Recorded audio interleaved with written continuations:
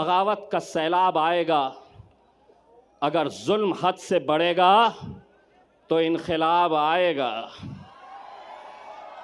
योगी आने वाला है।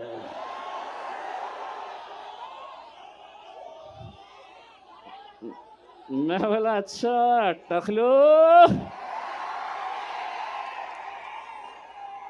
टकलो यहां पर भी, लेकिन एक बात याद रखना टकलो, भाषण के बाद कटकट गेट में आके नान खलिया खा के जरूर जाना मेरे भाई, बहुत मजा आएगा।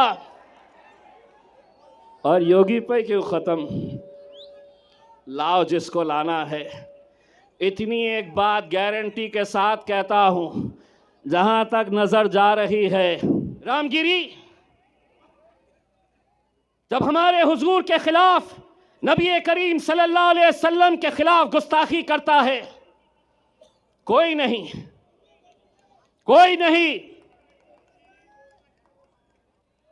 नहीं आगे आया। अरे हमारा वजूद, हमारी पहचान, हमारी शिनाख्त, हमारी जिंदगी जिसके लिए कुर्बान है, उसके खिलाफ गुस्ताखी हो रही है, तो भी हम अपनी नफरत की राजनीति में बटे हुए हैं। लोग समझते थे कि वो बोलेगा और हम सुन लेंगे, वो कोई और होंगे सुनने वाले। इम्तियाज जलील नहीं सुनेगा, तुम्हारे बाप से आंख में आंख डालकर टक्कर लेगा। देवेंद्र फडणवीस, एकनाथ शिंदे, नरेंद्र मोदी बाजार में कुत्ते और बिल्लियों के बच्चे बिकते हैं, शेर के बच्चे बाजारों में बिकते नहीं। महाराष्ट्र के अंदर आंधी आ जाए, तूफान आ जाए, कुछ भी आ जाए, खबर में तो मेरा अकबर ही रहने वाला है। बहुत दिनों से इंतजार था तुम्हें कि कब आएंगे, ये लो आ गए। अकबर अवैसी साहब, ये चिराग को देखकर मचल रही है हवा। मेरे शहर में कुछ दिनों से बहुत तेज चल रही है हवा। बना रहे हैं किस्से जो मेरी नाकामियों के, उन्हें क्या खबर है कि रुख बदल रही है हवा। अल्हम्दुलिल्लाह, मैं सबसे पहले तो अल्लाह रब्बुल इज़्ज़त का तहे दिल से शुक्रिया अदा करता हूँ। मैं जितना अल्लाह का शुक्र अदा करूँ वो कम है। ये मोहब्बतें, ये दीवानगी, ये जुनून पिछले 10 साल से आपने इसमें कमी नहीं, बल्कि हर बार ये बढ़ती ही जा रही है। आपने मुझे मौका दिया। बैरिस्टर असदुद्दीन अवैसी साहब, अकबरुद्दीन अवैसी साहब ने मुझ पर एतमाद जताया। 2014 में एमएलए बनाकर आप लोगों ने भेजा। 2019 के अंदर जब सारी दुनिया कहती थी कि एमपी बनना आसान नहीं है, लेकिन मेरे ये गयूर मुसलमानों ने, दलितों ने, पिछड़ों ने एक आवाज़ लगाई और अल्हम्दुलिल्लाह आपने पार्लियामेंट के अंदर मुझे भेजा। 2024 में जब हमें नाकामियों का सामना करना पड़ा तो यकीनन आप भी मायूस थे, मुझे भी अफसोस था, लेकिन उसके बावजूद भी मैं ये लेकर आगे बढ़ा कि आज जो भी होता है, अल्लाह जो भी करता है वो बेहतरी के लिए करता है। जो भी फैसला अल्लाह का होता है उसमें उसकी रजामंदी होती है। शायद हो सकता है कि अल्लाह ने वहाँ नाकामयाब किया था तो यहाँ कामयाब करने वाला है। अल्लाह ने ये सोचा होगा कि बैरिस्टर असदुद्दीन अवैसी साहब पार्लियामेंट में अकेले संभाल सकते हैं। असद साहब का वो बयान आज भी मेरे मोबाइल में है, जब असद साहब ने कहा था कि मुझे अफसोस है कि मेरा बाजू इम्तियाज जलील मेरे साथ में नहीं है। दोस्तों, मैं आज पूरे यकीन, पूरी जिम्मेदारी एक सच्चाई के साथ मैं आपको ये बात बताना चाहता हूं। लोकसभा का इलेक्शन हारने के बाद मैंने असद साहब से कहा था कि असद साहब, मैं 10 साल ये आवाम ने मुझे अपने दिल में बसा कर रखी है, अपने कंधे पर बिठाकर मुझे 10 साल रखी है, अब किसी और को मौका देंगे। लेकिन असद साहब ने मुझसे कहा था कि इम्तियाज़, आज महाराष्ट्र के अंदर जो हालात है, महाराष्ट्र के अंदर जो फिरका परस्ती है, कोई आवाज़ उठाने के लिए तैयार नहीं है। उन्होंने अपना हुक्म दिया कि किसी भी हालत के अंदर तुम्हें महाराष्ट्र की विधानसभा के अंदर जाकर इन लोगों की आवाज़ बनना है और लड़ना है हुकूमत से आंख में आंख डालकर। मेरे कायद का हुक्म सर आंखों पर। लेकिन आप वो साजिशों को भी समझिए कि जो आज एक उम्मीदवार को मजलिस को ख़त्म करने के लिए कैसे कैसे हथकंडे अपनाए जा रहे हैं, क्या साजिशें खेली जा रही है। नासिर सिद्दीकी साहब, जब उनके खिलाफ 2 उम्मीदवार खड़े हुए, राजनीतिक तौर के ऊपर कट्टर दुश्मन, वो एक हो गए, एक प्लेटफॉर्म के ऊपर आ गए और उन्होंने कहा कि अगर हम दोनों लड़ते रहे तो ये जीत जाएगा, मजलिस जीत जाएगी। वो जो इतने इतने हिस्सों में बटे हुए हैं, वो एक हो रहे हैं।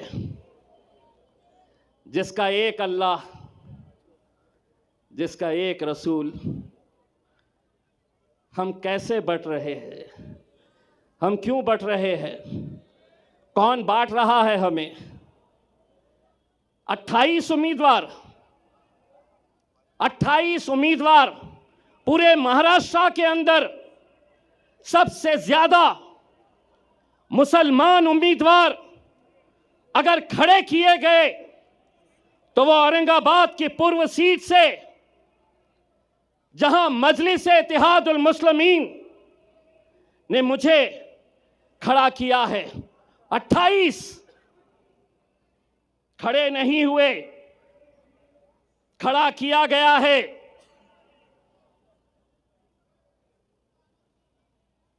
मिन्नतें की गई उन्हें समझाने की कि आज हालात क्या है। गाजापुर में हमारे घरों में घुसकर मारा गया, कोई आवाज नहीं, हमने आवाज उठाई। लोकसभा में वक्फ बोर्ड का बिल आया, जिन मुसलमानों ने 2-2 घंटे खड़े रहकर जिन्हें जिताया, वो लोकसभा से बाहर निकल गए। विधान परिषद महाराष्ट्र का पहली मर्तबा 40 सालों में एक भी मुस्लिम एमएलसी, एक भी मुस्लिम विधान परिषद के अंदर नहीं भेजा गया। रामगिरी जब हमारे हुजूर के खिलाफ, नबी करीम सल्लल्लाहु अलैहि वसल्लम के खिलाफ गुस्ताखी करता है, कोई नहीं, कोई नहीं, कोई नहीं आगे आया। अरे हमारा वजूद, हमारी पहचान, हमारी शिनाख्त, हमारी जिंदगी जिसके लिए कुर्बान है, उसके खिलाफ गुस्ताखी हो रही है, तो भी हम अपनी नफरत की राजनीति में बटे हुए हैं। लोग समझते थे कि वो बोलेगा और हम सुन लेंगे, वो कोई और होंगे सुनने वाले। इम्तियाज जलील नहीं सुनेगा, तुम्हारे बाप से आंख में आंख डालकर टक्कर लेगा। एक आवाज हमने क्या लगाई? अल्हम्दुलिल्लाह, पूरा हिंदुस्तान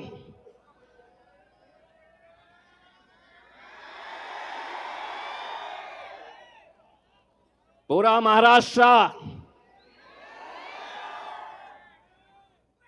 बोले इतने कहां से आए? इतने एक पैगाम देने के लिए हम निकले थे और एक बार फिर से कह रहे हैं, एक बार फिर से कह रहे हैं, आप हमें गाली दो, हमारे खिलाफ बोलो, हम सुन लेंगे, लेकिन हुजूर के खिलाफ अगर कोई गुस्ताखी करेगा, ईंट का जवाब।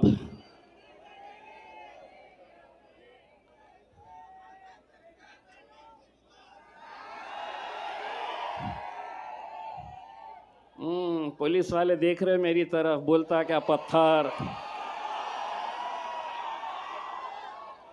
पत्थर बोलता क्या, पत्थर बोला कि केस होता मेरे ऊपर। तो मैंने भी क्या बोला, ईंट का जवाब। जिसको समझना था वो समझ गया। हुकूमत को हम एक पैगाम देने के लिए गए थे मेरे भाई। वो पैगाम था, बनकर तूफान, बगावत का सैलाब आएगा, अगर जुल्म हद से बढ़ेगा तो इनक़िलाब आएगा। मेरे भाई, इस इलेक्शन के अंदर मुझे तो ऐसा लग रहा है कि जितने मुसलमान उम्मीदवार खड़े हुए हैं, उनकी लड़ाई भाजपा से नहीं है, उनकी लड़ाई शिवसेना से नहीं है। जहां 4 लोग जमा हो गए, वहां बस इम्तियाज जलील, सिर्फ इसी का चर्चा। लेकिन हमारा मुकाबला भारतीय जनता पार्टी से है। कितने पैसे बांटेगा अतुल सावे, कितने बांटेगा? बांट बांट के मुझे दोस्तों, आपको लग रहा होगा कि 28 में से 3 लोगों के फॉर्म रिजेक्ट हो गए, 10 लोग वापस हो गए। लेकिन कौन है ये वो 10 लोग? मैं नाम के साथ बताता हूं। समद बागवान इलेक्शन में क्यों खड़ा है? बोले मार्केट यार्ड में मैं फोन करता हूं तो कचरे की गाड़ी आती है, इसलिए मुझे एमएलए बनना है। मैं ऐसे लोगों को आपके सामने लाना इसलिए चाहता हूं कि कल 3 बजे तक जब वापस लेने का फॉर्म वापस लेने का वक्त था, मेरे लोग जा जाकर गिड़गिड़ा रहे थे। जानते हैं उस शख्स ने क्या जवाब दिया? अगर 5 लाख रुपए देंगे तो बैठता हूं, नहीं तो जल्दी बोलो, भाजपा वाले मुझे फोन कर रहे हैं इससे ज्यादा देने के लिए। ये दौर में हम आ गए हैं कि जहां कौम के 10-15 लोग पूरे लाखों लोगों की दलाली करने के लिए निकले हुए हैं। हर इलेक्शन के अंदर इलेक्शन को धंधा बना दिया गया है। बार बार 18 उम्मीदवार। मैं तो सलाम करता हूं एसडीपीआई के मेरे भाई कलीम को, जिसने खुद से कहा कि मैं बैठूंगा आपके लिए, कौम के लिए। कहां है? हाथ बताइए। मैं सलाम करता हूं ऐसे नौजवानों का।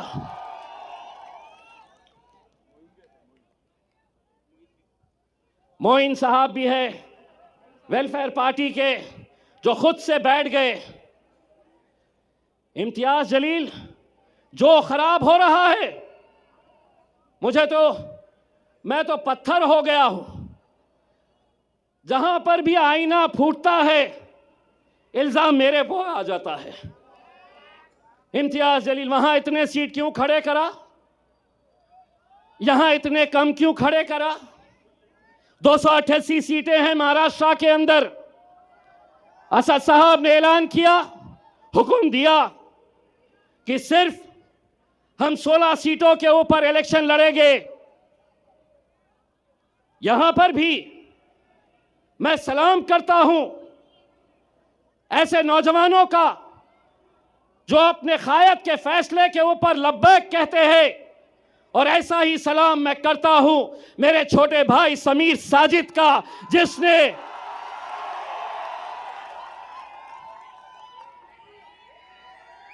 हाँ, समीर साजिद भी नाराज हुआ, उसे भी थोड़ा गुस्सा आया।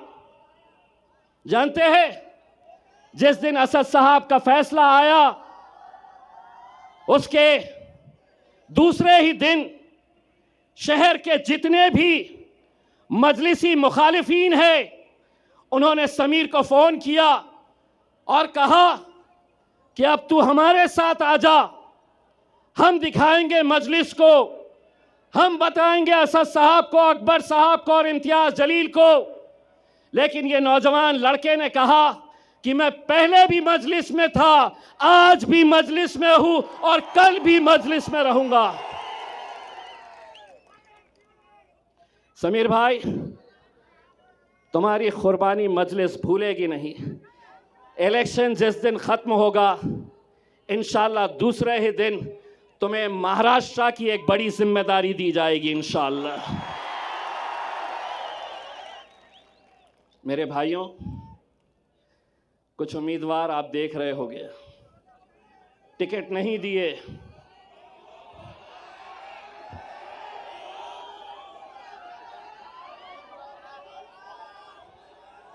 टिकट तो हमने इसे भी नहीं दिए, टिकट तो हमने कई लोगों को नहीं दिए। लेकिन क्या इसका मतलब यह है कि तुम इतने बड़े हो गए हो कि तुम अब मेरे कायद बैरिस्टर असदुद्दीन अवैसी और अकबरुद्दीन अवैसी के खिलाफ तुम महफिलें सजा रहे हो? तुम्हारी जबान खुलने से पहले यह सोच लिया करो कि इतने साल तक तुम्हारा हमारा एक रिश्ता था, अचानक एक ही दिन के अंदर टिकट नहीं तो इम्तियाज जलील बदमाश, असदुद्दीन अवैसी इनके लिए काम करते हैं, उनके लिए काम करते हैं। इंशाअल्लाह औरंगाबाद की आवाम बताएगी, जो मजलिस के खिलाफ जाएगा अपनी जमानत भी बचा कर लेकर आ गया तो बहुत बड़ी बात समझ लेना। ये वो शहर है जिसने हिंदुस्तान को इत्तेहाद क्या होता है ये बताया। हिंदुस्तान के बाहर भी लोग औरंगाबाद की एक पहचान इत्तेहाद के नाम से जानते हैं मेरे भाइयों। और आज उसी इत्तेहाद को खत्म करने की कोशिश की जा रही है। पैसा भारतीय जनता पार्टी दे रही है, पैसा नासिर के खिलाफ एकनाथ शिंदे की तरफ से आ रहा है कि इनको खरीदो, इनके वोटों को तकसीम करो, इनको बांटो। ये लोगों ने शायद मेरा डायलॉग सुना नहीं है। देवेंद्र फडणवीस, एकनाथ शिंदे, नरेंद्र मोदी बाजार में कुत्ते और बिल्लियों के बच्चे बिकते हैं, शेर के बच्चे बाजारों में बिकते नहीं हैं। ये बाजारों में खरीदे नहीं जा सकते हैं। आज मीडिया वाले ने आकर कहा, आपको पता है औरंगाबाद की ये सीट भारतीय जनता पार्टी के लिए बहुत मायने रखती है और आपको हराने के लिए बड़े बड़े नेता आने वाले हैं। मैंने कहा कौन आने वाला है? तो बोले योगी आने वाला है।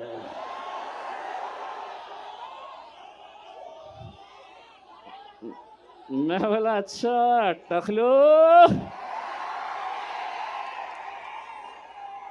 टकलो यहाँ पर भी। लेकिन एक बात याद रखना टकलो, भाषण के बाद कटकट गेट में आके नान खलिया खा के जरूर जाना मेरे भाई, बहुत मजा आएगा। और योगी पे क्यों खत्म, लाओ जिसको लाना है। इतनी एक बात गारंटी के साथ कहता हूँ, जहाँ तक नज़र जा रही है, देवेंद्र फडणवीस, एकनाथ शिंदे, अजीत पवार, शरद पवार, उद्धव ठाकरे, नाना पटोले, पूरे के पूरे आ जाओ, इतने जमा करके दिखाओ। ये अकेले किसके नाम पे आए हैं मालूम है? ये अकेले किसके लिए आए हैं? मेरा अकबर।